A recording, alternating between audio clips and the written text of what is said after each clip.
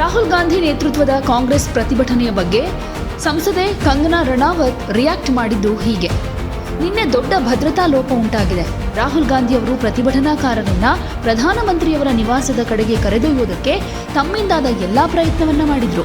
ಪ್ರತಿಭಟನೆ ಜನಪಥ್ನಲ್ಲಿ ನಡಿಬೇಕಾದ್ರೆ ಅದನ್ನ ಪ್ರಧಾನಮಂತ್ರಿಯವರ ನಿವಾಸದ ಕಡೆಗೆ ತಿರುಗಿಸುವುದಕ್ಕೆ ರಾಹುಲ್ ಗಾಂಧಿ ಯಾಕೆ ಟ್ರೈ ಮಾಡಿದ್ರು? ಇದು ದೇಶಕ್ಕೆ ಅತ್ಯಂತ ಗಂಭೀರ ಹಾಗೆ ಕಳವಳದ ವಿಷಯ. ಪ್ರತಿಭಟನಾಕಾರರು ಈ ಹಿಂದೆ ಹೇಗೆ ಬೆದರಿಕೆಗಳನ್ನು ಹಾಕ್ತಾ ಇದ್ರು ಅನ್ನೋದು ನಿಮಗೆ ಗೊತ್ತಿದೆ. ಇಂಥ ಪರಿಸ್ಥಿತಿಯಲ್ಲಿ ರಾಹುಲ್ ಗಾಂಧಿ ಈ ರೀತಿ ನಡೆ ತೋರಿಸಿರೋದು ಎಲ್ರಿಗೂ ಆತಂಕ ಉಂಟು ಮಾಡೋ ವಿಷಯ ಆಗಿದೆ.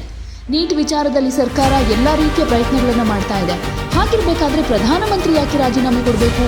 ಅವರು ವಿಶ್ವದಲ್ಲೇ ಅತ್ಯಂತ ಜನಪ್ರಿಯ ನಾಯಕ ಅಂತ ಕಂಗನಾ ರಣಾವತ್ ಸಮರ್ಥನೆ ಮಾಡಿಕೊಂಡಿದ್ದಾರೆ.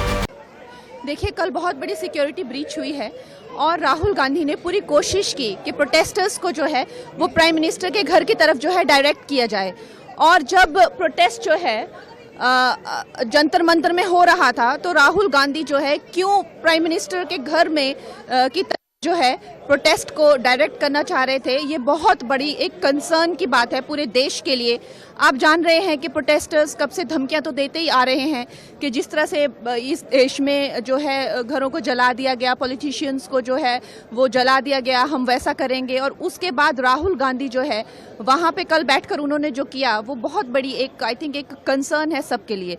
और जो बात नीट की हो रही है, जो बात पेपर लीक की हो रही है, लगातार हमारी सरकार जो है संवाद कर रही है। लगातार हमारी सरकार, कल भी प्राइम मिनिस्टर जी ने एक घंटे से आगे चलकर जो है चीजों को किया जाए।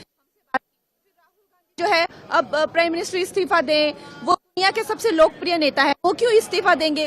क्यों राहुल गांधी को प्राइम मिनिस्टर बनना है? तो प्राइम मिनिस्टर ये क्या बेवकूफी है? मतलब कौन तो नीट की बात कर रहा है, यहाँ उसको अपनी गद्दी छोड़ के ये राजा बाबू को जो है गद्दी पे बिठा दे, ये कहा की मांग होती है? तो ये ही जो और कल जो उन्होंने कहा I can't be taken lightly. ಯಾವುದೇ ಸುದ್ದಿಯ ಅಪ್ಡೇಟ್ ಅನ್ನ ಮಿಸ್ ಮಾಡ್ಕೊಳ್ಬಾರ್ದು ಅಂದ್ರೆ ಈಗಲೇ ಒನ್ ಇಂಡಿಯಾವನ್ನ ಸಬ್ಸ್ಕ್ರೈಬ್ ಮಾಡಿ. ನಿಮಗೆ ಬೇಕಾದ ಭಾಷೆಯಲ್ಲಿ ಎಲ್ಲಾ ಸುದ್ದಿ ತಿಳಿಬೇಕು ಅಂದ್ರೆ ಒನ್ ಇಂಡಿಯಾ ಆಪ್ ಅನ್ನ ಡೌನ್ಲೋಡ್ ಮಾಡ್ಕೊಳ್ಳಿ.